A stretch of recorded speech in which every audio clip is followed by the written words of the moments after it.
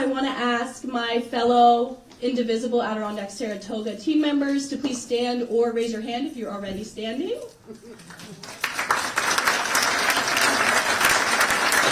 I could have not done this without all of their help.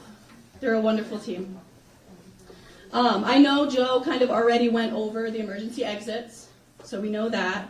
The bathroom, you can go out and up the stairs and around the corner, and it should be up there. If you can't find it, the nice woman at the desk can help you find it. There's one downstairs, too. There's also one down here. Yeah. Wonderful.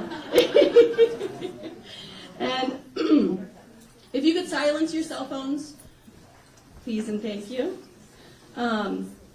We will be taking photographs, pictures, and video today. So if you do not want to be in any of that, please find a staff member and let us know. If you have any issue you feel uncomfortable or emotional and you need to step away, please find a staff member. We can help you. Okay. So, did everyone get a purple card? Yes. Do you guys know what you're doing with the purple card? No way. Okay. So, we're going to use that to raise it up in solidarity with other people. So if you feel touched by their story or you want them to know that they are seen, please raise your purple card. Okay?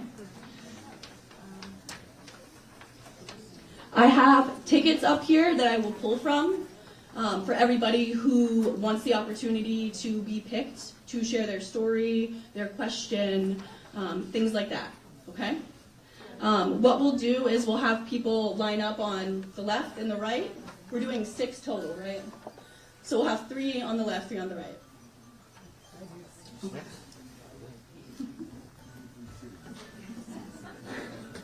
And we do have a timer for the questions and the answers. We're going to give people 3 minutes, just so we can try to get everybody to have. So I'm going to give you guys a little bit of a history and explanation of Indivisible if you haven't heard of us before. So action by action, day by day, group by group, Indivisibles are remaking our democracy. Brought together by a practical guide to resist the Trump agenda. Indivisible is a movement of thousands of group leaders and more than 1 million members taking action against the GOP's agenda. Elect local champions and fight for progressive policies. Those are what we are fighting for. As a group, we make calls, we show up, we speak with our neighbors, we organize. We built hundreds of mini movements in support of our local values all across this country.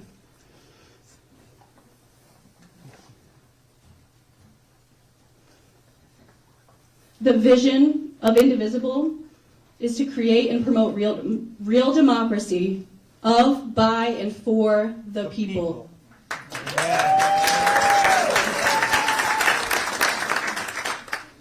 So now I'm going to tell you a little bit about myself and why I got involved. So I decided to get involved, as I know we the people outnumber the billionaires and oligarchs. Amen. I'm trying to bring people together. I want to talk about class solidarity. I want to talk about the important issues that we all face that can bring us all together as one. Whether you're on whatever side of the spectrum is in terms of politics, we all have shared values.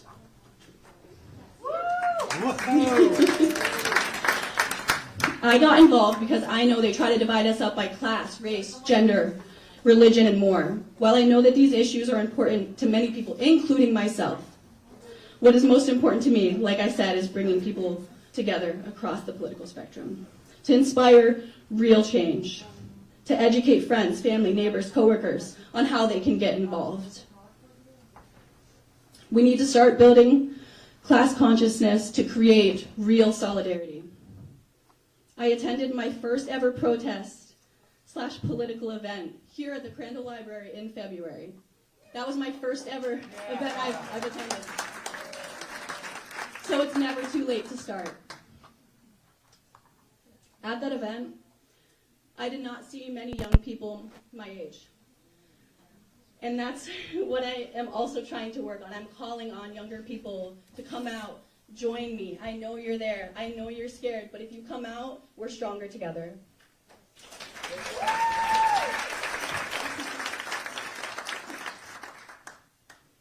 Let us not forget that democracy is more than just a system of government. It is a way of life. It requires vigilance, participation, and above all, courage. It demands that we stand together shoulder to shoulder and refuse to be intimidated by those that seek to undermine our rights.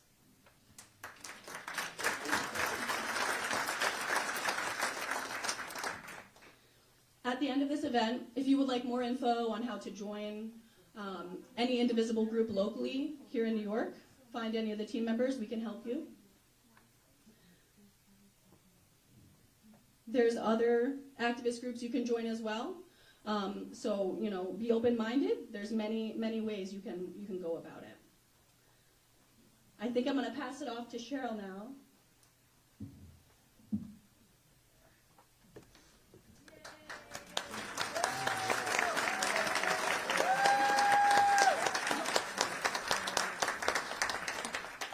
She is so inspiring. I'm Cheryl Gennady McGrattan.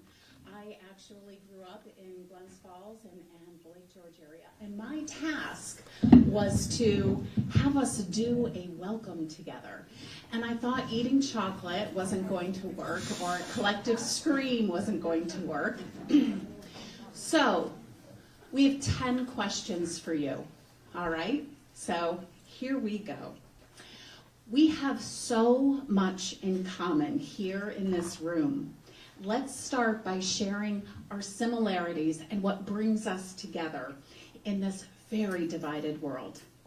If a statement applies to you, please stand and remain standing if you're able to. Otherwise, you can wave those purple cards. You ready? All right, let's get to know each other. Stand if you are or were a proud government worker or a civil servant. Stand. Thank you. Okay. Stand if you're stay standing.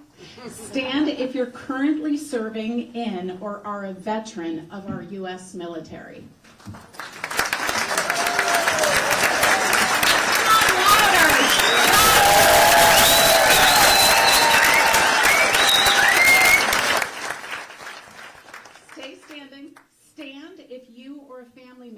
Relied on or currently receives support from federally funded programs such as SNAP, WIC, Medicaid, or Medicare. Okay. All right, we're getting to know each other. Okay. Stay standing. Stand if you or someone you know has lost their job or is at risk of losing their job because of DOGE, which I can't believe is a verb now, or budget cuts. Okay. All right. Stand if you've ever visited a national park and are worried about the future of our national park. That one was for you, Dad.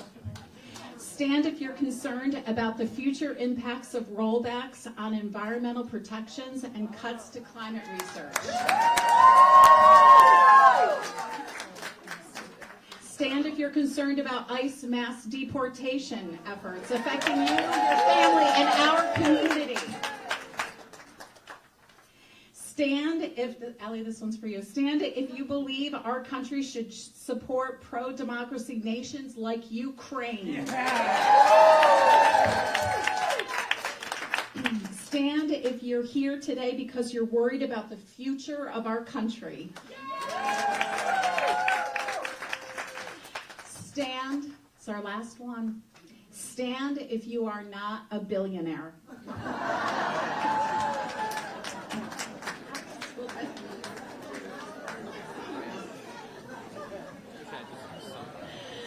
All right, look around at the person sitting next to you. Say hello to the person who's sitting next to you. Because these are good noises, but I'm going to ask you to be quiet. Shh. As you can see, We are united in our concerns, and we have power.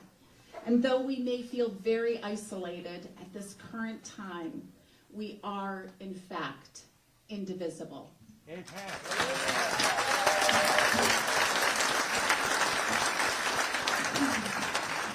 I have one last weird request, but we have a reporter here from Vanity Fair, and if you have had nightmares, it's a true, Ben, if you have nightmares or you dream about what we've been talking about, please see me or, there you go.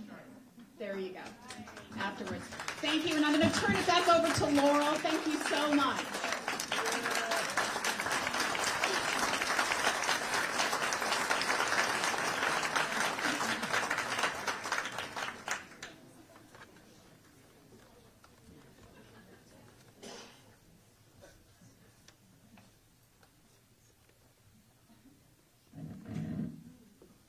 So we're going to kind of do a demo with Renee over here to show you guys how this is going to work.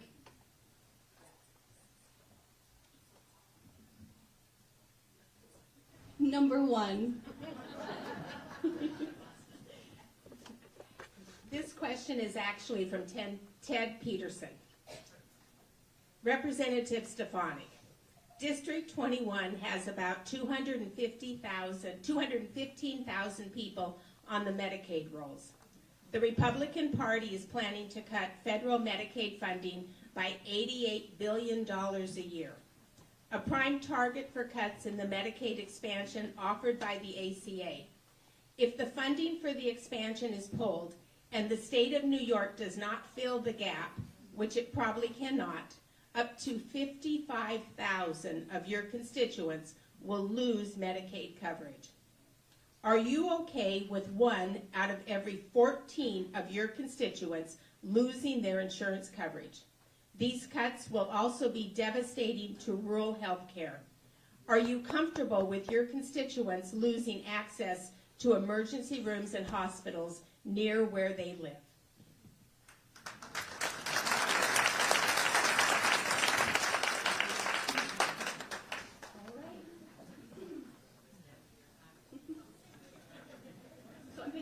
I'm picking 6 out of here, 6 numbers. And then when I pick these 6 ticket numbers, I'm going to have 3 people line up over here on this side, and then 3 people line up on this side over here.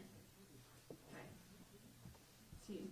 My first ticket is 2567070. Okay? If you want to head over to that side. 2567083.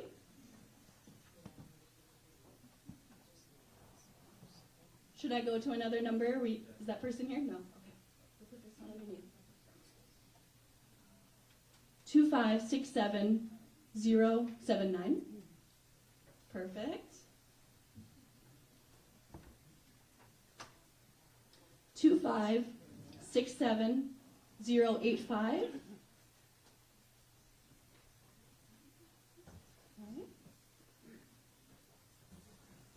Is that person with us, or should I pick another number? Okay.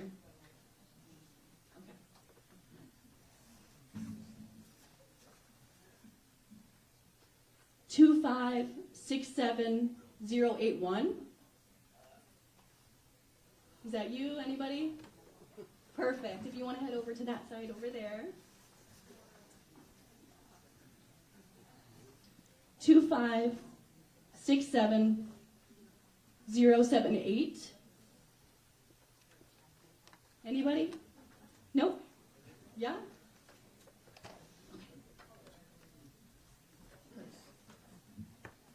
All right, we have 2 more. 2567071.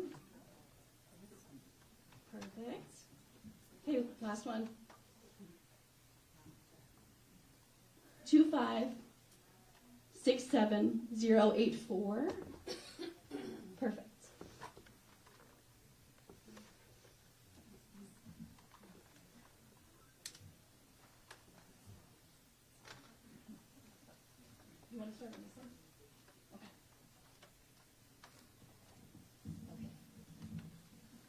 Dear Representative Stefanik, the funding for the EPA is being drastically reduced, and the arm of the EPA that includes scientists, toxicologists, and climate scientists is being dismantled in its entirety. Do you believe it is the government's responsibility to assure that the water we drink and the air we breathe is free from industry-produced toxins and pollutants? Yes or no?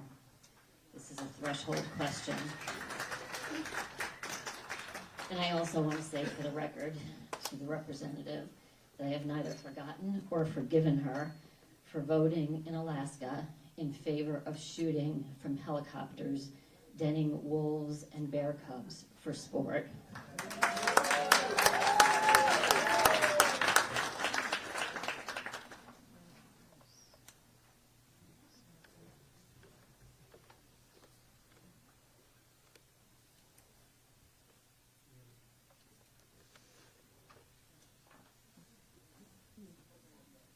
Right into it. Hi, Elise. Sorry you couldn't make it. I don't think you ever have you? Okay. Since taking office, Donald Trump has put forth a large number of executive orders that are attempting to erode the rule of law. There are 3 branches of government, and you are still our elected, not by me, representative of New York District 21. What are your plans to protect the legislative branch as a separate and equal branch of government? If you do get the UN gig, what will you do to counter Trump's apparent alliance with Putin? Let me point out to you, we do not support Russia.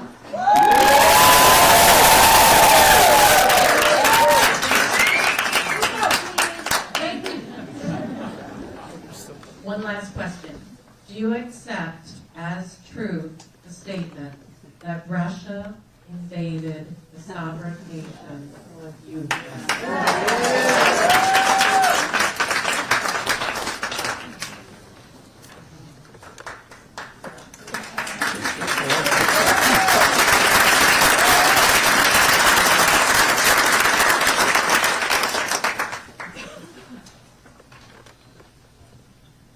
Hey, hello, Elise. I don't believe we've met, ever. I'm a recent constituent from Cambridge, New York. Recently retired from a 30-year career of international development, mostly under USAID projects.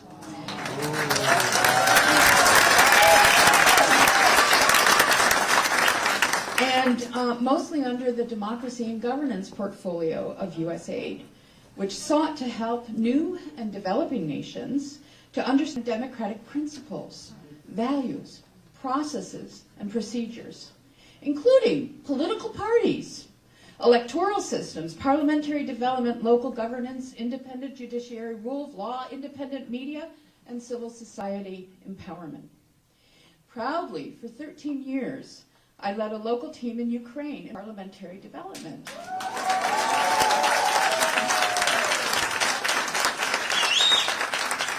And we engaged Ukrainians in all of those spheres that we see today, that Ukraine's democracy is strong and that brave Ukrainians are in the front line defending democratic values and principles for all of Europe and the world. Who knew that on this day I would feel that Ukraine's democracy is stronger than that of the United States of America? My question is that you, having served on the board of the U.S. Institute of Peace and having participated in the House democracy partnerships around the world, what are you doing to exercise the constitutional authority of the U.S. Congress to hold the current executive government to account? You sat on the select subcommittee of the weaponization of federal government. Why have you not called for hearings of the current administration to hold the government accountable to the people and root out the corruption and abuse of the oligarch Elon Musk?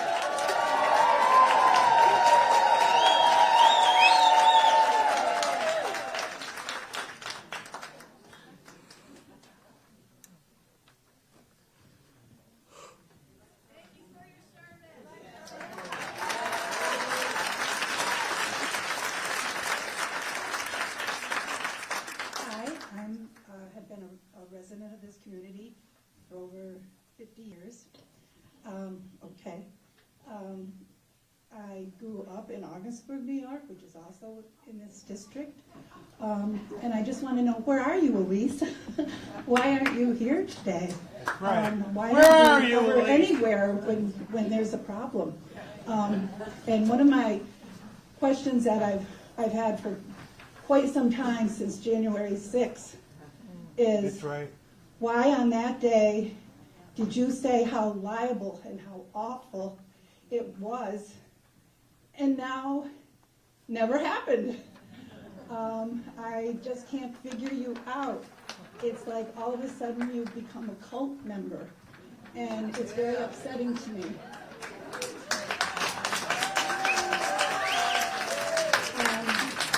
I also want to say that personally, I have a daughter who, until recently, worked for USAID.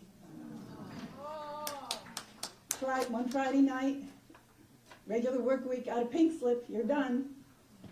She's a doctorate in international public health. She has worked to help many, many women with their problems in Africa and South America, and now that's all down the drain. They'll get reinstated. No, get reinstated to be fired again, that's what she hears. Yeah, she'll get reinstated so then they can let them go more lawfully. Oh, yeah, right. I also want to say I'm a proud grandmother of 2 children, and what is our country going to be like? I just fear for them. I want America not to be a totalitarian state run by a dictator that we have now. Thank you.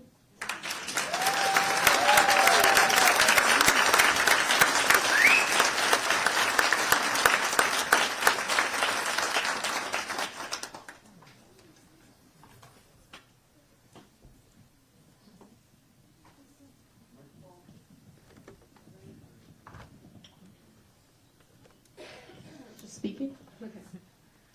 Hey Elise, congratulations on your promotion to the most corrupt administration the United States has ever seen. I'm just wondering if you sold your soul to the devil or what. But what's happening in the White House is very sad to, I think, a lot of people here. And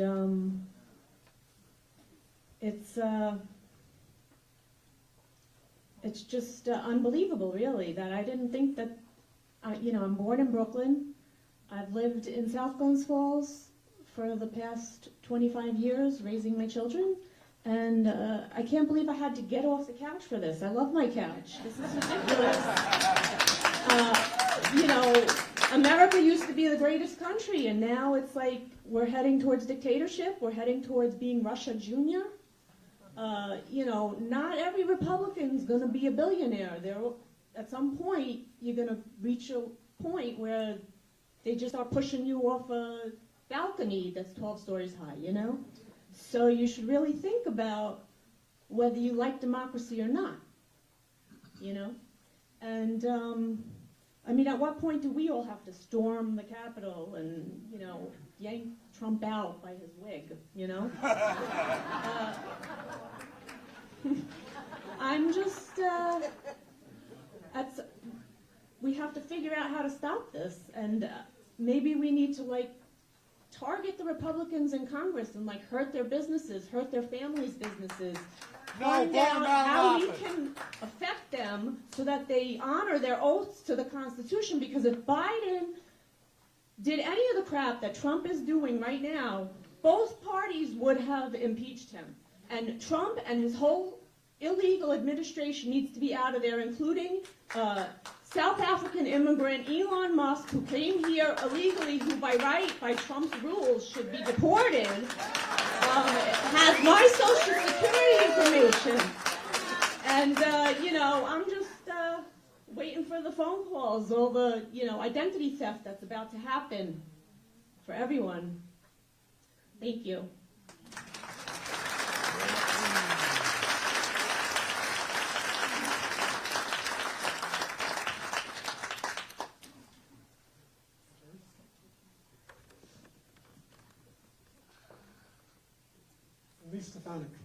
I hope I am not getting a lot of boos in this room.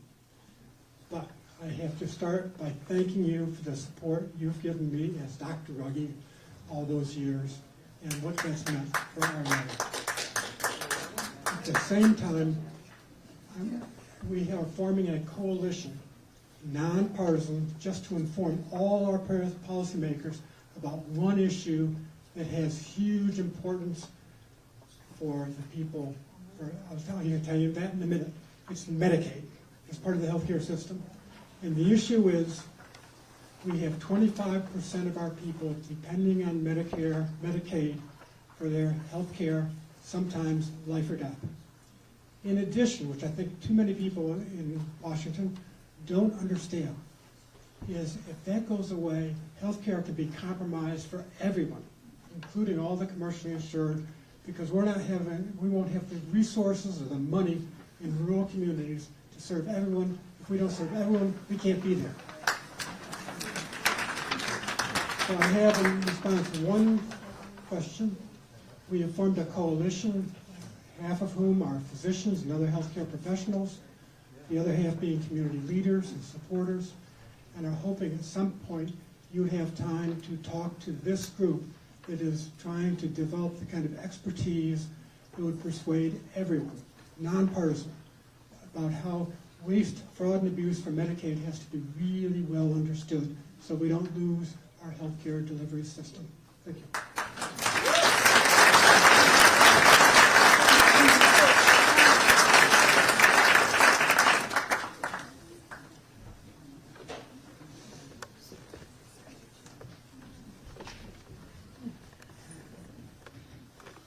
So we still have some more time. I'm going to call on a couple more ticket numbers, okay?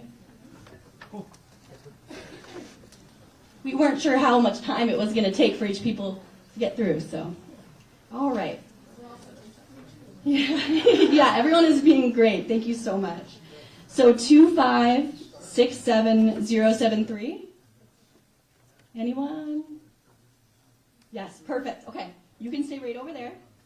And then 2567066. Anyone? Did anyone, and nobody's that number? Do you want me to repeat it? Yeah? The last three. 066. Anyone? Yeah. Go one more. It's definitely Elise's.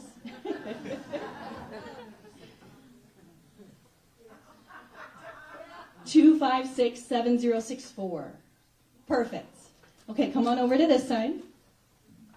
We'll start over there with her. Okay. Hey, Elise. We've been missing you since 2019. You missed 2 entire election cycles. You never showed your face. Your house, however, that you don't live in and may or may not have ever seen, is guarded by an out-of-district police department that the taxpayers are paying for. Yeah, you guys go drive over there and go see, because the cops are sitting out there all the time. We're paying for that. She doesn't live in this district because she was districted or redistricted out of it. That happens. I'm not going to blame her for that one. That's probably the only thing I will never blame her for. In the meantime, she has a district that is enormous, that has a huge amount, and I'm sorry I don't know the actual number, of people on Social Security, from children that have been orphaned or half-orphaned, to children with disabilities, to widows, widowers, to just regular working people that got to the age that you can claim your Social Security that you've been paying into for your entire working life. Amen. Possibly from age 14 or older. Apparently, Elise is very comfortable with the fact that should those checks not go out for the first time in 80 years, the cascade effect would be astronomical. If we don't get those checks, we can't pay our bills. We can't pay the electric bill. We can't pay if we have a mortgage or rental. We can't pay a car payment or our grocery bills or our taxes. We are definitely taxed, but not represented.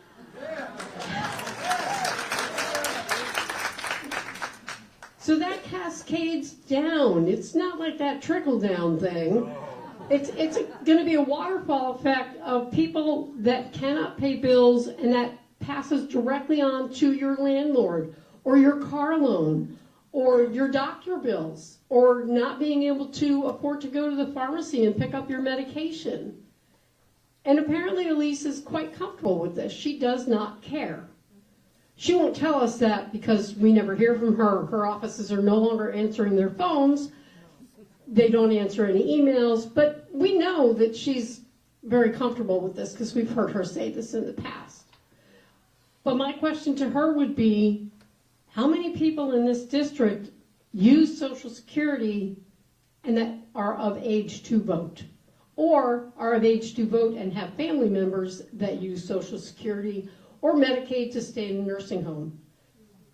I'd like her to answer that. I won't get an answer.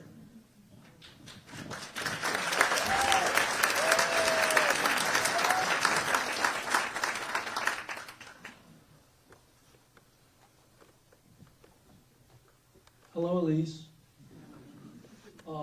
First of all, I want to mention the reason I'm here, and there's no young people here, so I think I'm privileged to say, I am pissed. Amen.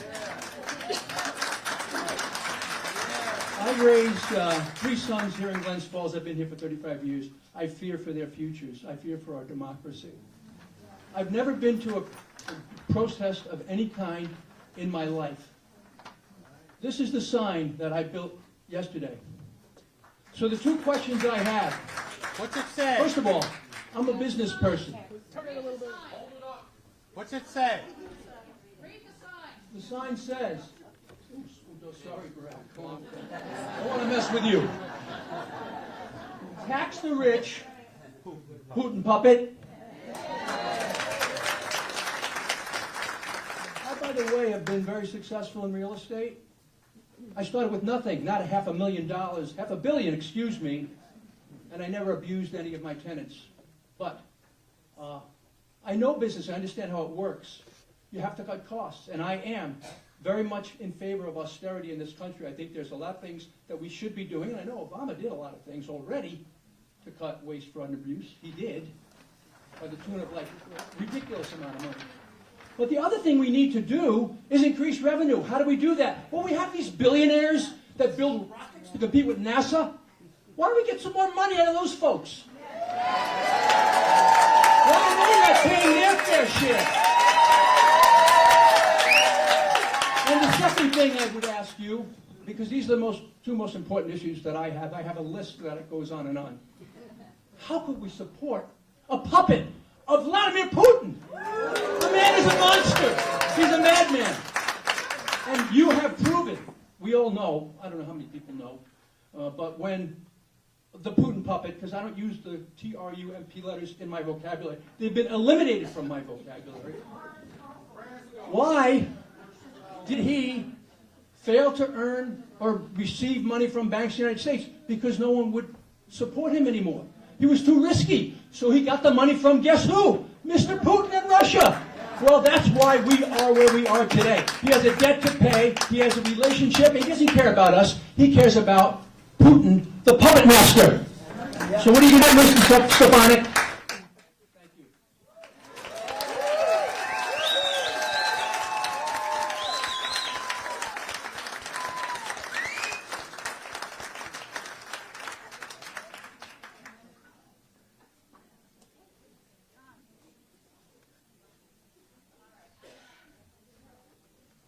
I'm going to pull for a brand new Lexus. You're kidding. Okay, so 065. 065. Oh, good. Okay.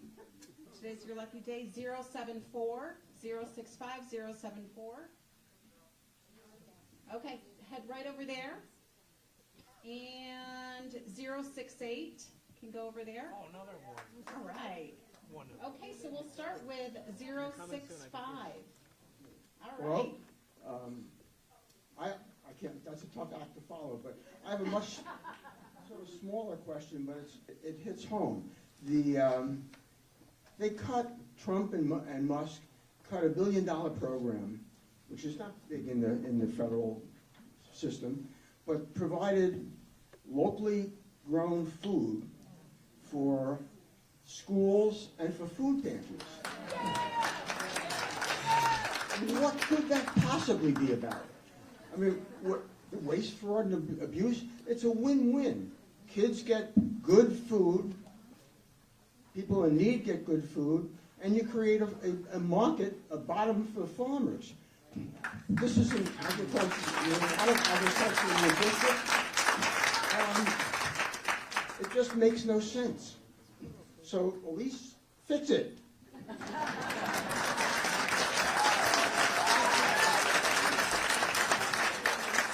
Okay, our question over here. Okay, thank you. So, Elise, hello, or not.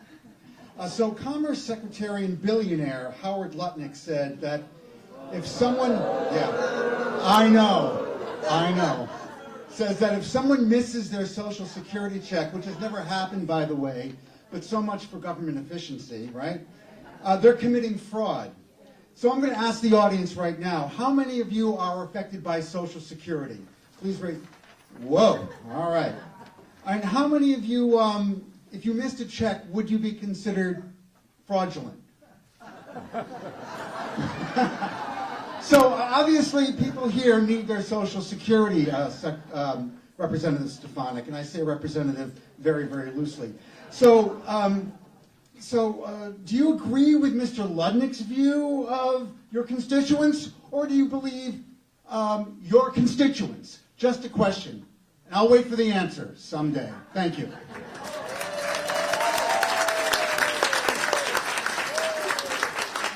Excellent. Over on this side. Hi. Dear Elise, I am one of many constituents you claim to represent while continuing to vote against my best interests. Who am I? I am a recently rehired federal worker who works remotely from her home here in your district.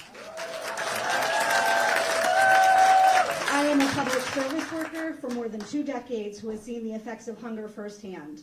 One of the thousands of people in the North Country who worked through a COVID pandemic, in my case ensuring hundreds of kids had nutritious food to eat when the schools shut down.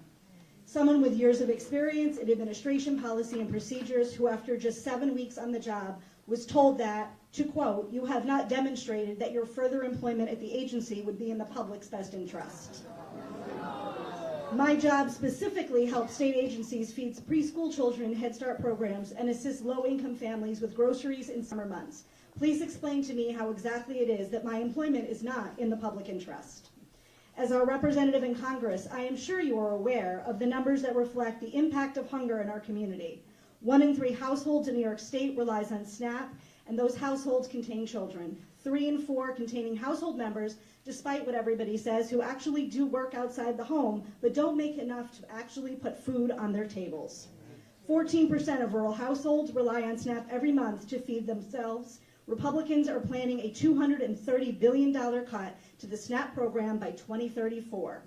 They already have cut hundreds of millions of dollars by eliminating the program we just discussed, the local food purchase assistance, that has devastated emergency food banks and pantries in our area.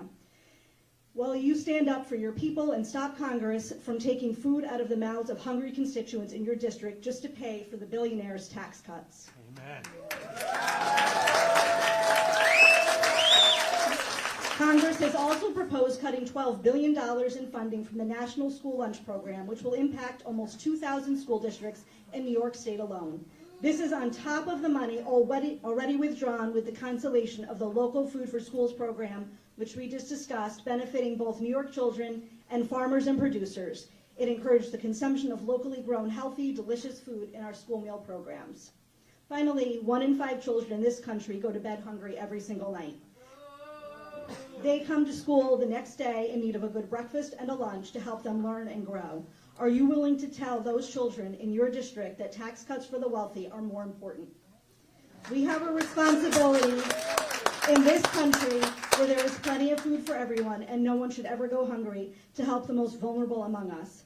The cuts already made to the USDA programming are devastating, subtracting billions of dollars more from the nutrition programs that are the backbone of our safety net, renege on the promise of America, and will do untold damage to people across this country, including the people in your district who have counted on you to protect them and make their lives better.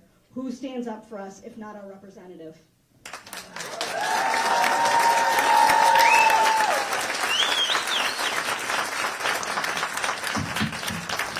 More questions? You guys doing okay? All right. It's getting warm. All right. In many ways. I know. 080. All right. Excellent. You want to go right over there? Okay. 069. Nice. Your lights are on. Just kidding. 06. Thanks for laughing at that joke. 076. 076? Okay. 082. 082? Okay. 086? No? Okay. 063? No? Okay. Oh, we got one. Okay, excellent. Okay. 072, did I already say 072? Okay. Oh, come on up. 067. Yeah. All right, come on over here. I knew your time was coming. Okay. Why don't you start? Okay. I have a daughter who has invested 9 years into the Public Service Loan Forgiveness Program. Administered through the Department of Education, she only has 1 year left before being granted loan forgiveness. The Trump-Musk administration has thrown the Department of Education into chaos, and the Public Service Student Loan Program is in limbo. My daughter has faithfully honored her Public Service Loan Forgiveness contract. What, Elise, are you going to do to ensure that the Trump-Musk administration does the same?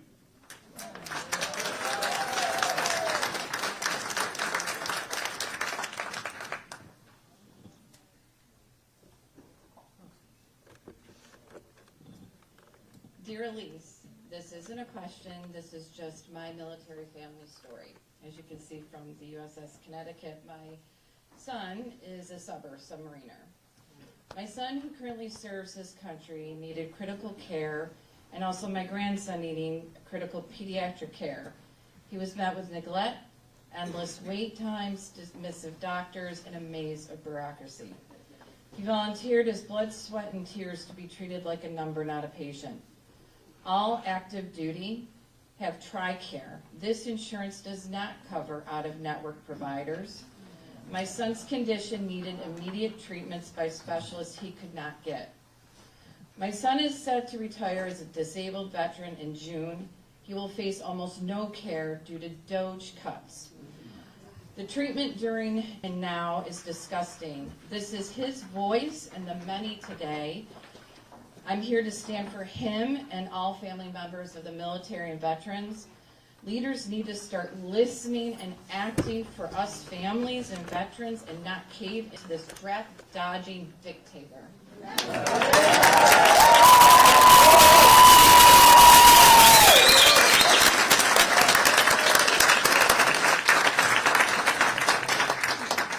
Over here. Hello. I'm as old as Joe Biden. I'm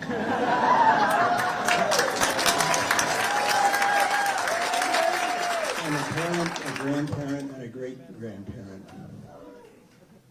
Elise, the people of New York recognize that you've been nominated to represent the U.S. at the United Nations. And we can't help wonder what the hell you're going to do there.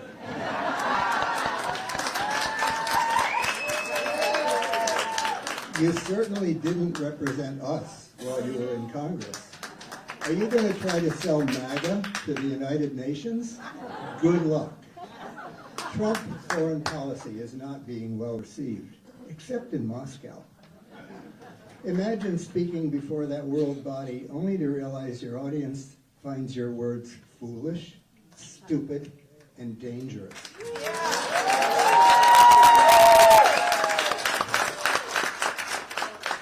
Is that what you had in mind for your future? Is Trump's worldview what you really want to be promoting at the UN? The world doesn't need another MAGA sycophant. You and your MAGA cronies have done great harm to ordinary Americans who are about to see their lives get harder, losing jobs, health care, educational opportunities, and hope for their futures, all to fund unnecessary tax cuts for corporations and super wealthy. It's not too late to say no and save yourself and the country a lot of embarrassment.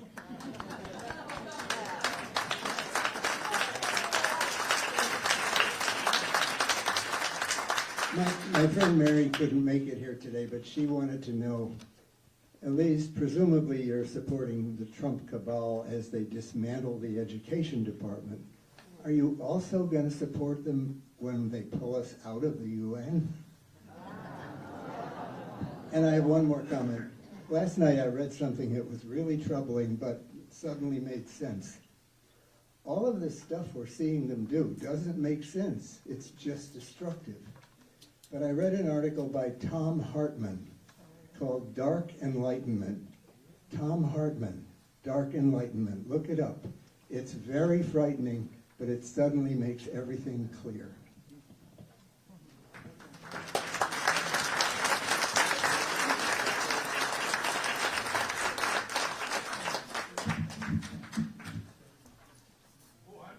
Oh, okay. All right. Good for you.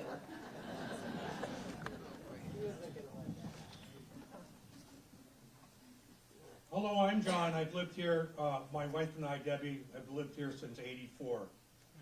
And I've written Elise, I've called on the phone, and I will say I actually got an answer from a nice gentleman, very polite. His name was Henry. I heard him take down every word I said, but I haven't heard anything from her. And she closed the Glens Falls office. I want to know why.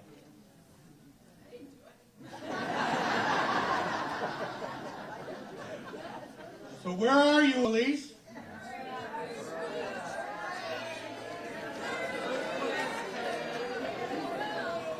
I also just invited her, said we want to invite you to a town hall in Glens Falls or Saratoga. No answer. And my wife and I depend on Medicare and Social Security. Like everybody else, we paid in there. Ever since I was 15, I paid in. So I told her I would like my money back.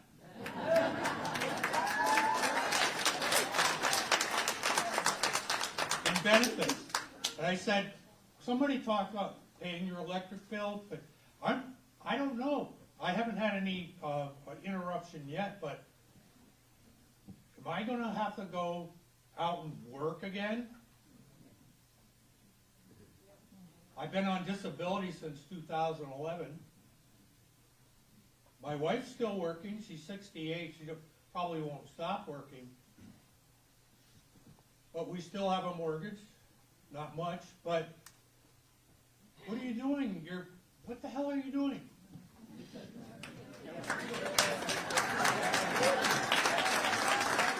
$80 billion cuts in Social Security. And by the way, it's a total lie that there's people 200 and 300 getting checks.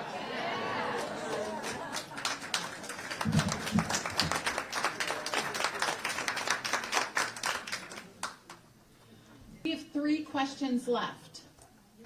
And then we'll take a couple of questions from the normies that don't have the ticket, the Magic Blue tickets. All right, so I'm looking for 077. Oh, perfect. Come on over here. I'm also looking for 075. And they were passionate because I didn't write them down. Do I have 075? Oh, perfect. Okay. And then 067. 067 was me. Oh, that was you. Okay. Excellent. Okay. Then I've got a 064. Okay. All right. Okay, so we have 2 left. Okay. Why don't we start over here?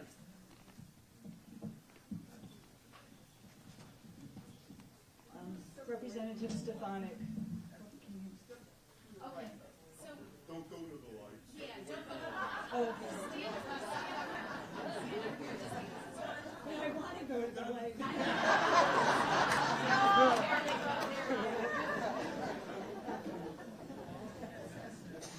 Representative Stefanik, like most Americans, I would welcome thoughtful, careful, accountable, transparent, and nonpartisan efforts and actions to curtail actual waste, fraud, and abuse in government spending, as long as it ensures the security of sensitive information at all levels, including ours, and the ability of government agencies such as the CDC, the Social Security Administration, NOAA, the Centers for Medicaid and Medicare Services, and so on, to continue their important work to serve and support U.S. taxpayers. In fact, the General Accounting Office and the U.S. Department of Health and Human Services Office of the Inspector General have issued a wide variety of reports in 2024 and earlier, including during President Trump's first term, that highlight specific sources of waste, fraud, and abuse, and provide specific recommendations that would address the issues, produce substantial savings, and improve efficiency. Given the availability of these reports that taxpayers paid for, please tell me why Elon Musk, an unelected billionaire who is also a federal contractor who has received billions of dollars in federal contracts, has unfettered authority to indiscriminately fire federal workers, slash agency budgets with no oversight, no transparency, and no accountability to the taxpayers. Why do you and other Republican members of Congress stand by and do nothing? At the very least, isn't this a conflict of interest? Thank you for your time. I hope you provide an answer.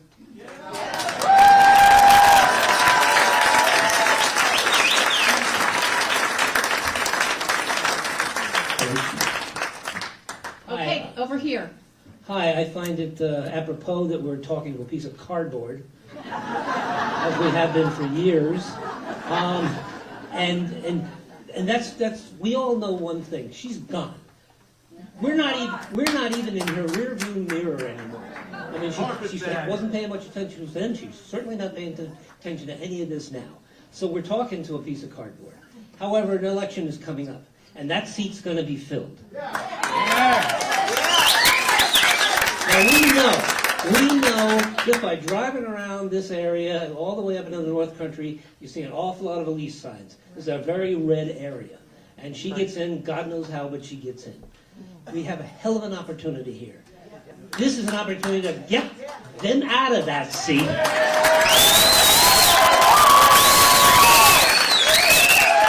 You've got very strong two Republican candidates, Constantino, I guess, and Steck, both of whom are going to get a ton of money from the GOP. Fight them, fight them, fight them. Ask them the questions we're asking this piece of cardboard. Do it right up to the election day, because they don't have answers.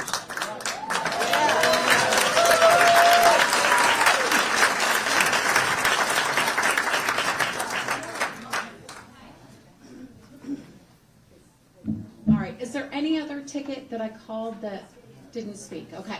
All right, so we're going to ask you to, if you have a question, we're going to take 4 questions right now. We have 2 microphones, so please raise your purple card or raise your hand, and we'll get a microphone to you. Oh, go to the microphone. Go to the microphone, I'm being told. Go to the light. Go to the microphone.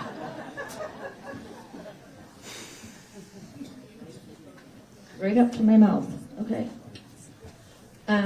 Elise, you have never done the morally correct thing for our constituents. I have no faith that you will. My question is not a question, it is a demand. These people, your constituents, you work for us. It's not the other way around, and we demand these things. We're not going to wait, we're not going to ask questions.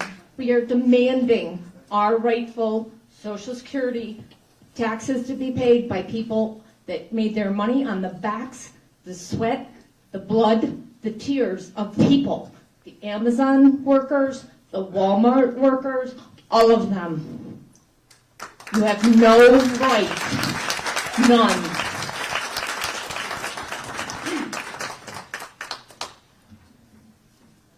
Over.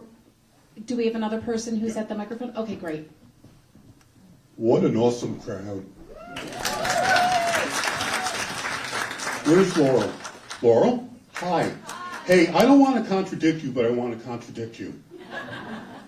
You said in your first speak when you were up at the podium that you were disappointed that there aren't young children involved.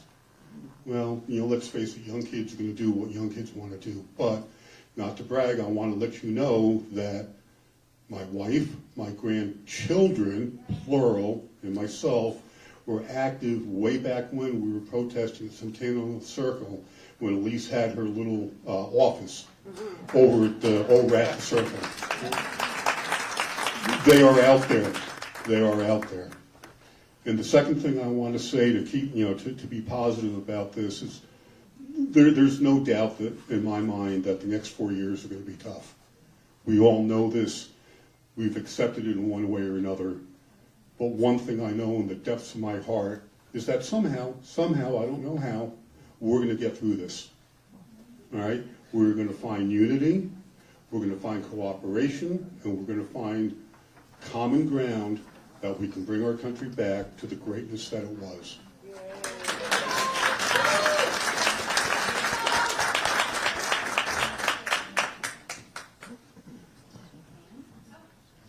Go right ahead. Yep.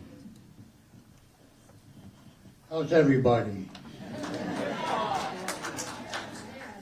We have a little dog here. I love animals. This is a group of very sensitive, concerned people with compassion, with love and fear and responsiveness and being responsive.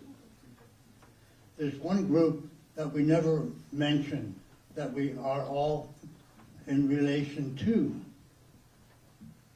And I think most people are going to find it a little difficult to say where I'm going with this. There are sentient beings that are not appreciated or treated with respect. And that this responsibility doesn't affect just them. It affects the environment, our well-being. And if you haven't figured out where I'm going with this, it's the other non-human beings on this planet.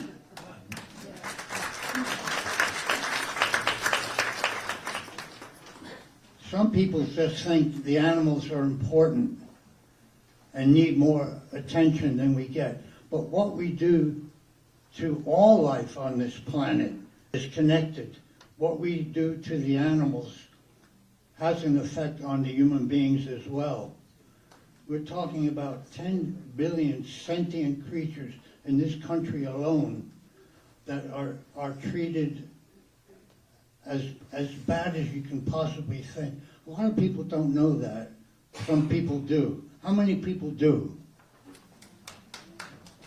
know about the disrespect for sentient creatures that are not human? And how many people care about it? I'm surprised to see so many people do that. How many people here are vegetarians or vegans? Not so many. I've been a vegetarian and a vegan for over 50 years. I'm 84.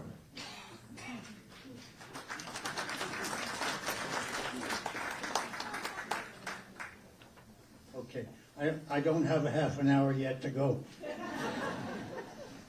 But it's something I think about every day because I hear about it in the news.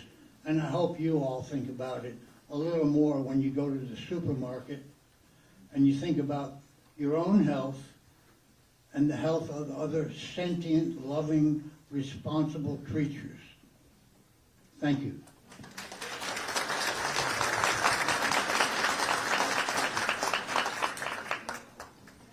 I served in the nuclear Navy, and I spent a career at the Nuclear Regulatory Commission overseeing the nuclear plants that operate all through the Northeast. Early on, after Trump was first elected, I was in conversation with Elise's office frequently, And with concerns about national security, and when I say national security, it's not just armaments, it's all of the things that make this country strong, which go way beyond just armaments. Elise asked me to come in and speak to her, and I did. My wife went with me.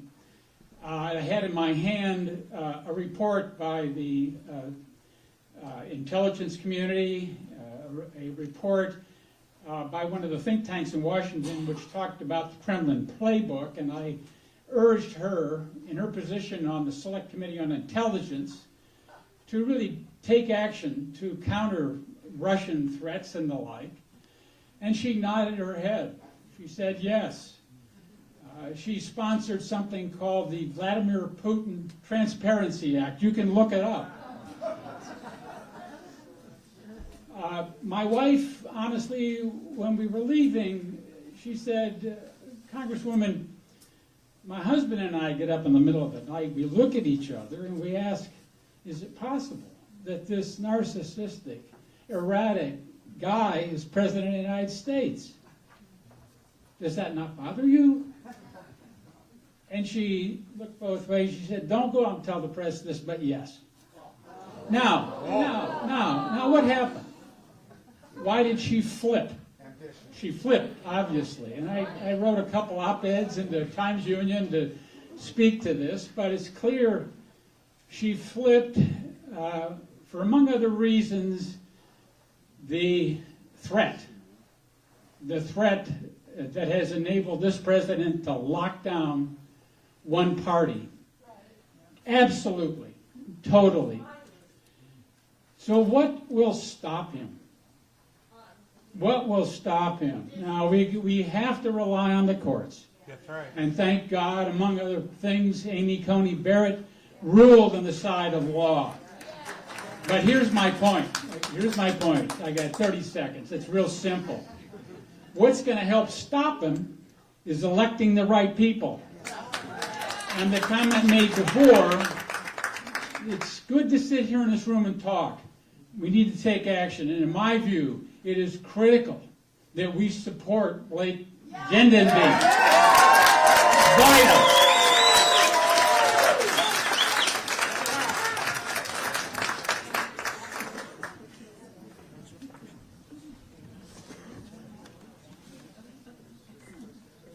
Hello, Elise. Oh, there you are, or not.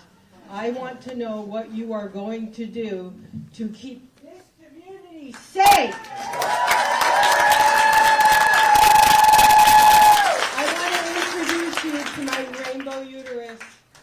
I make LGBTQ plus babies, and I want all of my gays to be safe. What are you going to do?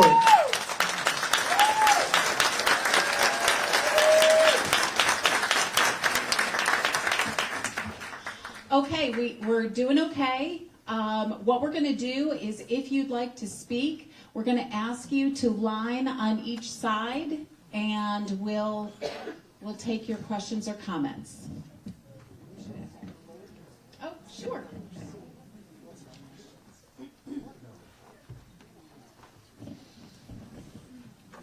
Thanks. This is I've recently joined the Indivisible group as to help out with their arm that has to do with health problems in our health system. I'm a PhD, MD from a very good school, and I was at the top of my class.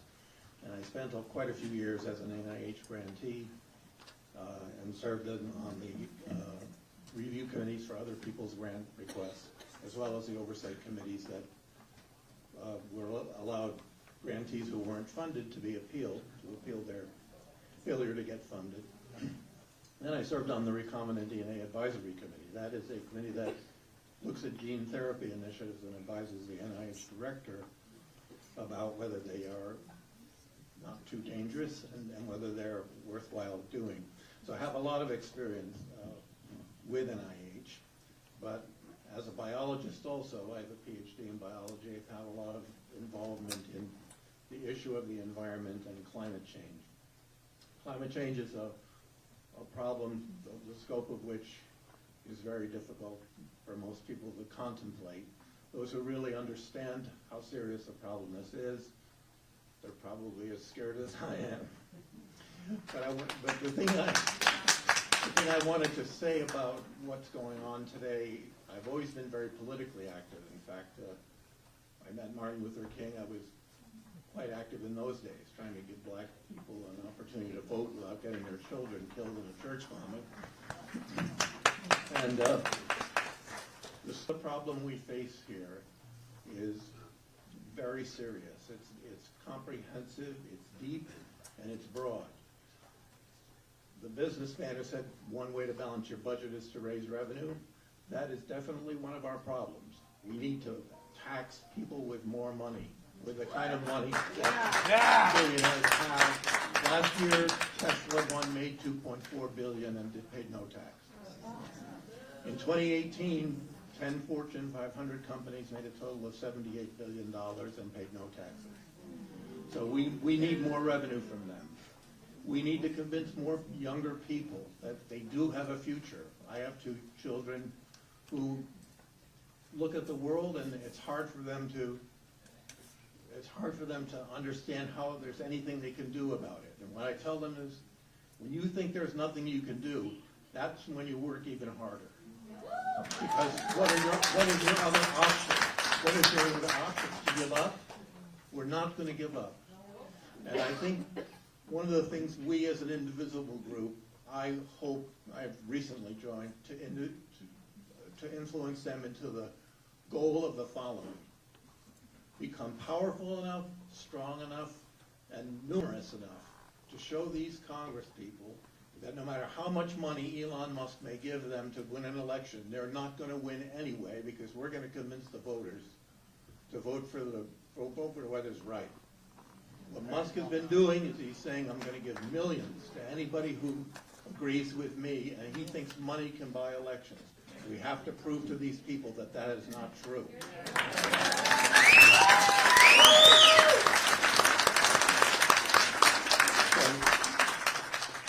That's all I have to say for now, but believe me.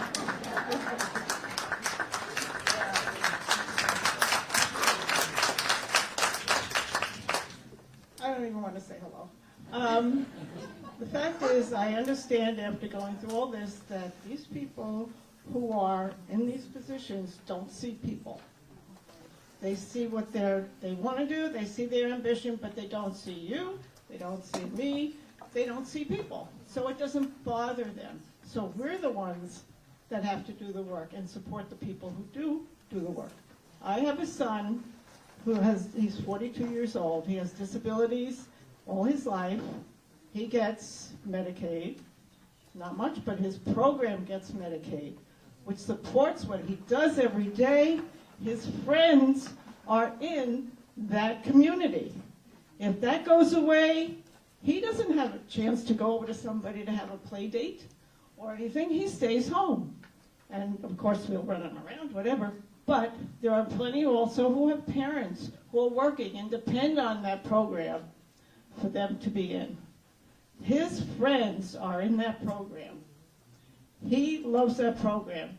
He does not like Stefanik. He does not like Trump. And he says so all the time, so we have to sort of be careful where he says it. But I know these people who work with the disabled, whether they're young or old, are phenomenal people who get paid crap.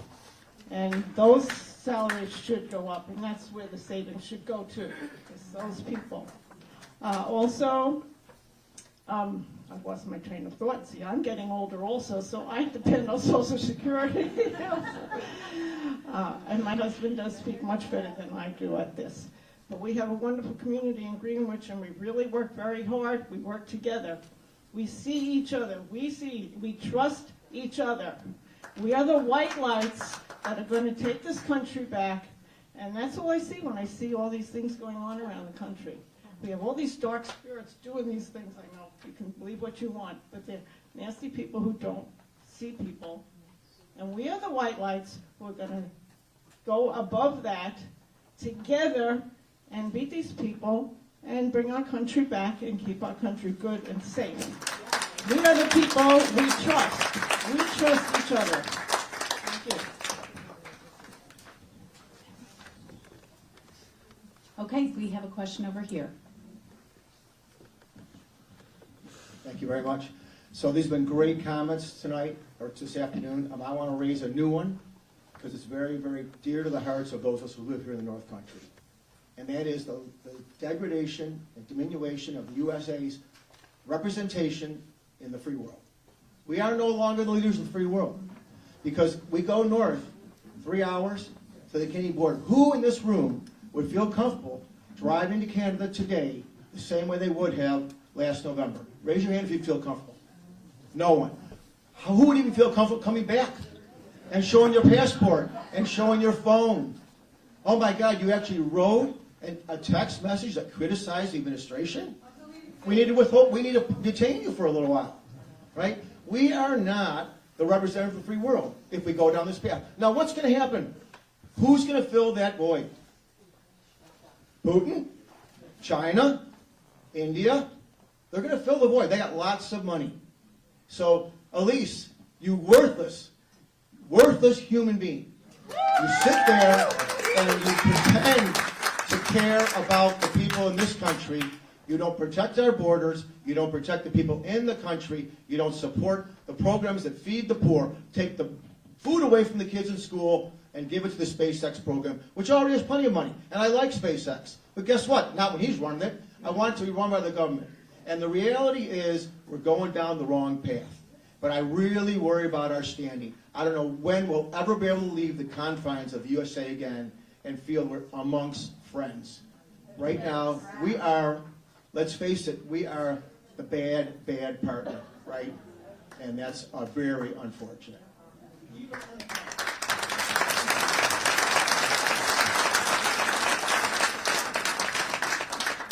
Just to let you know, we have a couple of seats that have opened up. So if those of you who are, raise your hand if you've got some seats. Okay. And then, there you go. And then we have a question over here. Hello, Elise. I'm one of your constituents. I live in Warrensburg. You should know where that is. It's in your district. I have seen you twice in our town. The first time during our annual Halloween parade, where all the little kids get out of school early and they get to walk down the center of town wearing their cute little costumes, and you got to sit with the town supervisor at the head of the parade in the antique fire truck, and it made a great photo op. But then, when those same little kids, had their SNAP program under threat, you did nothing. When the Department of Education is getting shut down for those kids, not a peep from you. The second time I saw you was at our town's annual 9/11 memorial at the Floyd Bennett bandstand. And all of the candles glowing and all of those firemen standing there. And again, it made a great photo op. But when they wanted to take, people from your party wanted to take the funding away for the 9/11 responders, not a peep from you. So as your constituent, I want to ask you, please stop using my town as a place for your photo ops when you're not going to do anything to help the people who live there.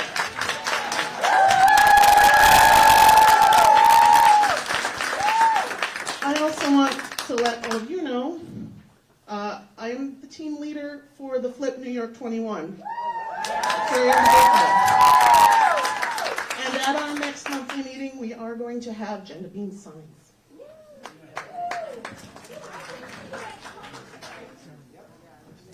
Okay, so we are going to go for, hold on. We're going to go for 10 more minutes, and then Laurel is going to close it up. Okay, that sounds good? Okay. We have a question over here. I guess my question is, in the last election, presidential election, 36 million people who are registered did not vote. We don't need to get that many of those people to change the mandate that some people think they have. So, and that includes in this district, we need to target the people who are not voting and get them to vote. And we need to target the people who are not registered but who are eligible to get off their butts and also go out and vote. Because I don't think we're going to get registered Republicans, not enough of them, to change their mind. So there's plenty of people to go after to get them to vote in the right direction. Thanks. Great. Thank you.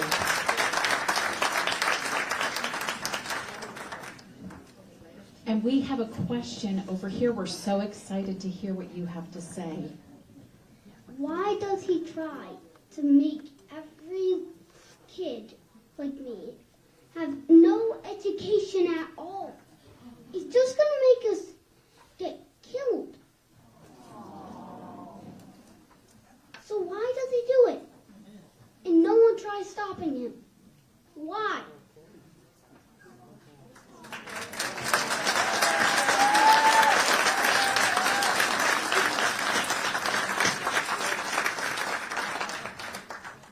You did a great job.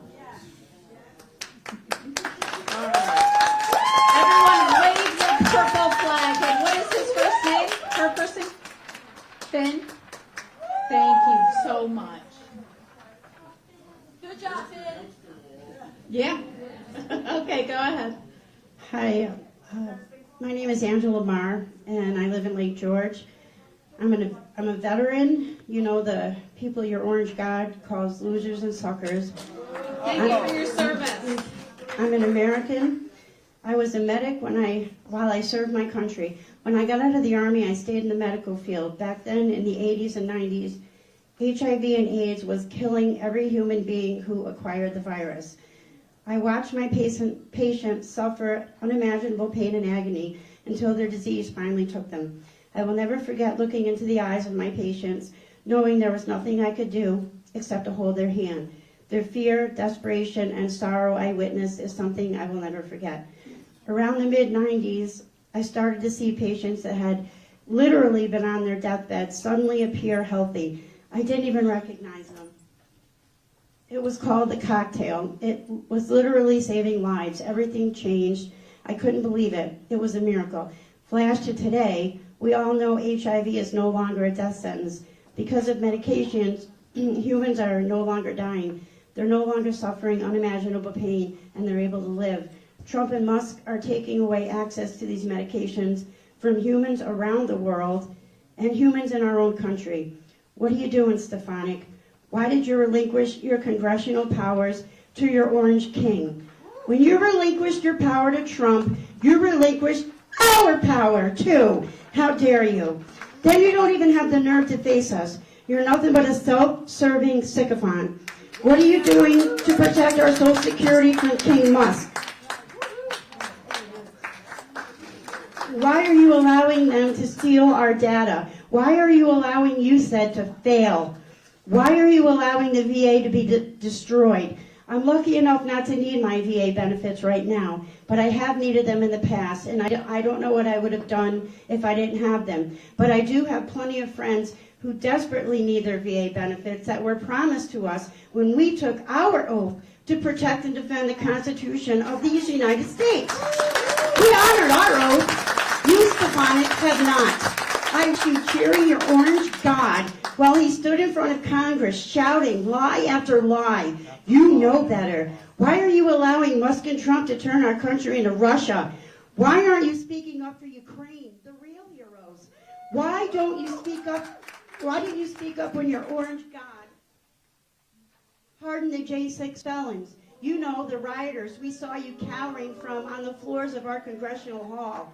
You no longer think for yourself or your constituents. You only spew what comes out of Trump's sick mind and mouth.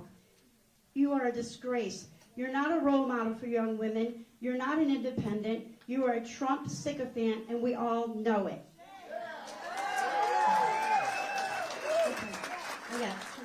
Finally, my 82-year-old mother is living in fear.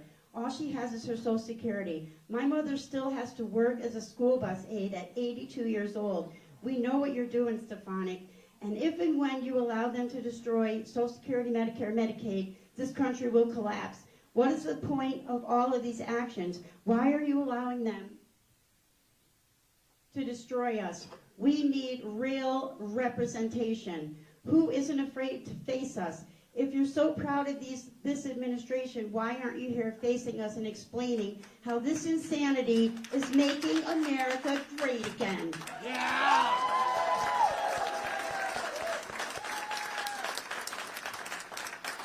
Okay, we have time for one more question. I think that was a good answer. Okay.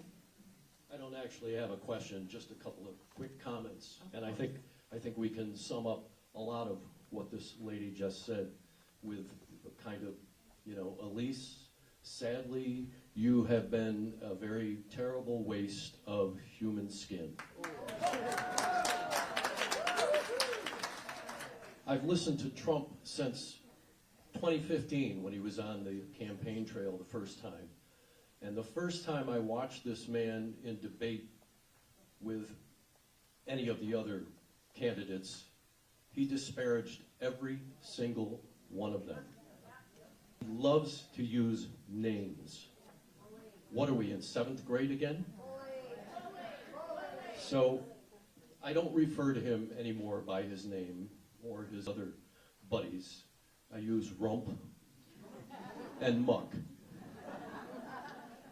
And just so you are aware, this to kind of sum up some of what's been going on, rump and muck continue to take a wrecking ball to your income, your health care, your education, your Social Security, your social safety nets, your veterans benefits, your free speech, your right to equal representation in the courts. And just look at the court cases that are going on right now with that administration. Your right to equal recognition by the government. Americans have the right to criticize, to hold unpopular beliefs, to protest, and to think for themselves. It is high time that we all stop being tools and victims of totalitarian techniques. Techniques that, if continued here unchecked, will surely end what we have come to cherish as the American way of life. And that, ladies and gentlemen, was written by Margaret Chase Smith of Maine in 1950 regarding the McCarthy. Right. She was the only one in the Senate when McCarthy was wreaking havoc to stand up to him. And that was her quote. We've already heard about Howard Lugnut, so I won't comment on that. If you haven't seen the clip of him regarding Social Security payments and about his mother-in-law, his 94-year-old mother-in-law, she wouldn't care if she didn't get her check. It wouldn't matter to her. It would only matter if you're a fraudster. That's right. It's already been addressed here today. I don't see a fraudster in the room. I read people reasonably well. So, thanks, Elise, for a big fat nothing. Okay. All right, just two more things, and then I'm going to hand it back over to Laurel. I want to thank everyone for your wonderful, wonderful questions. I want to thank you for showing up. And when people say, "What are we doing to fight this?" Think about today, and you were here. So thank you for everyone who showed up.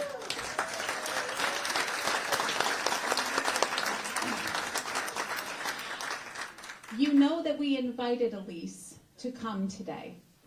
And surprisingly, she did not. But if you would indulge me, I would like us all to say hello to Elise, and we will make sure that she sees it. And I disagree. I think she is watching. So, on the count of 3, can we all say hello to Elise? Ready? 1, 2, 3.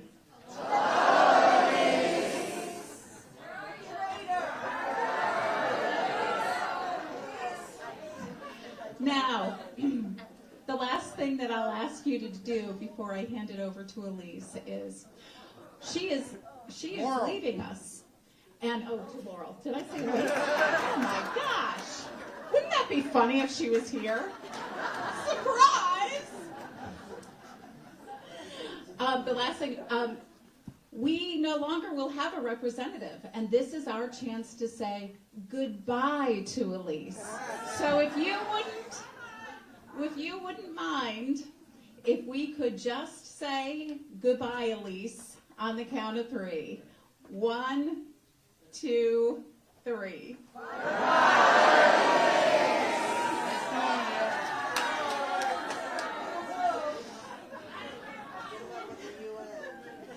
I'm going to hand it over to Laurel, Laurel.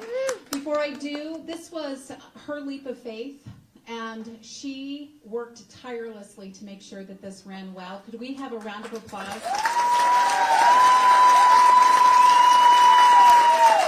Thank you.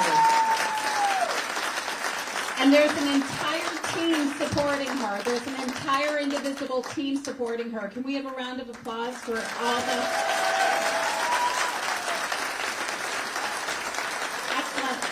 So I'm going to hand the mic back over to our wonderful host for this afternoon, Laurel. Thank you, everyone.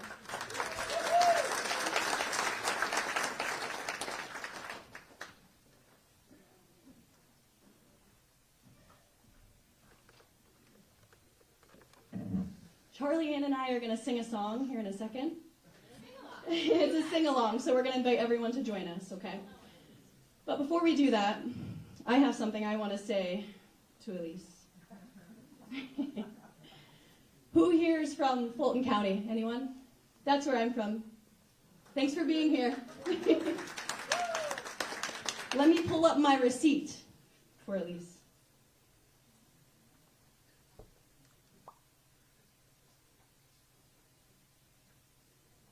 So, I wanted to ask Elise why, in her UN hearing, to be confirmed, that she defended the Elon Musk Nazi salute. Oh, she defended that. How dare you? How dare you do that? Shame. Shame! This is America. That is unacceptable. Thank you.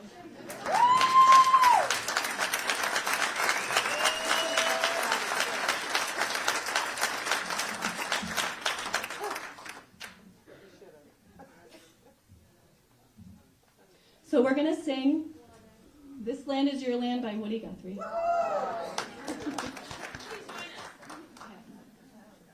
Make sure it's loud enough here.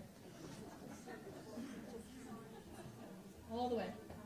Do you want to turn it up some more on that speaker for us over there if you can?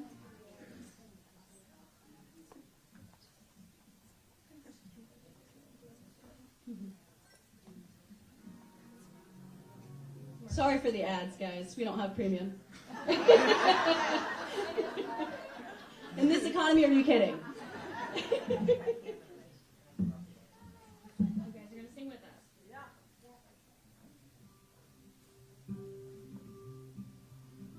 This land is your land. This land is my land. From California to the New York Island. From the Redwood Forest to the Gulf Stream waters, this land was made for you and me.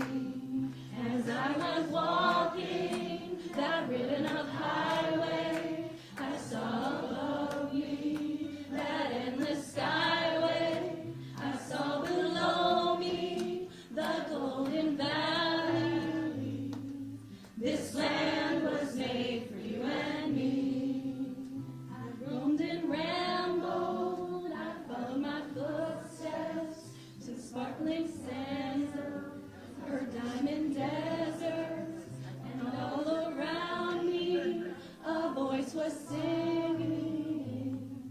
This land was made for you and me. This land is your land. This land is my land. From California to the New York Islands, from the Redwood Forest to the Gulf Stream waters. This land was made for you and me. The sun came shining, and I was strolling, and wheat fields waving, and the dust clouds rolling. A voice came chanting as the fog was lifting. This land was made for you and me. As I went walking, I saw a sign there, and the sign said no trespassing. But on the other side, it didn't say nothing. This land was made for you and me. This land is your land. This land is my land. From California to the New York Islands, from the Redwood Forest to the Gulf Stream waters. This land was made for you and me.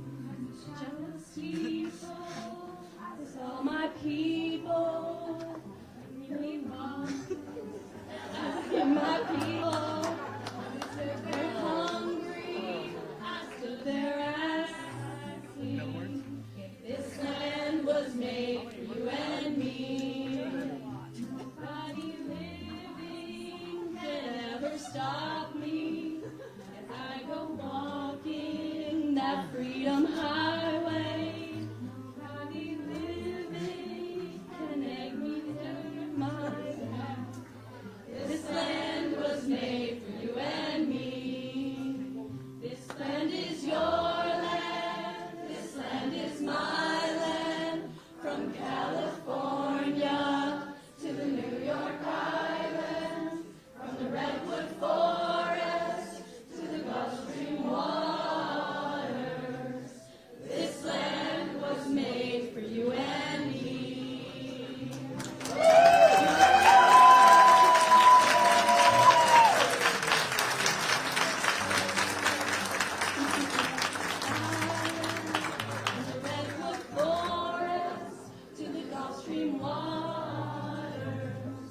This land was made for you and me. Thank you so much, everyone.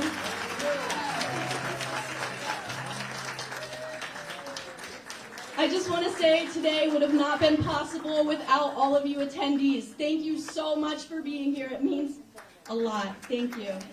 We shall overcome.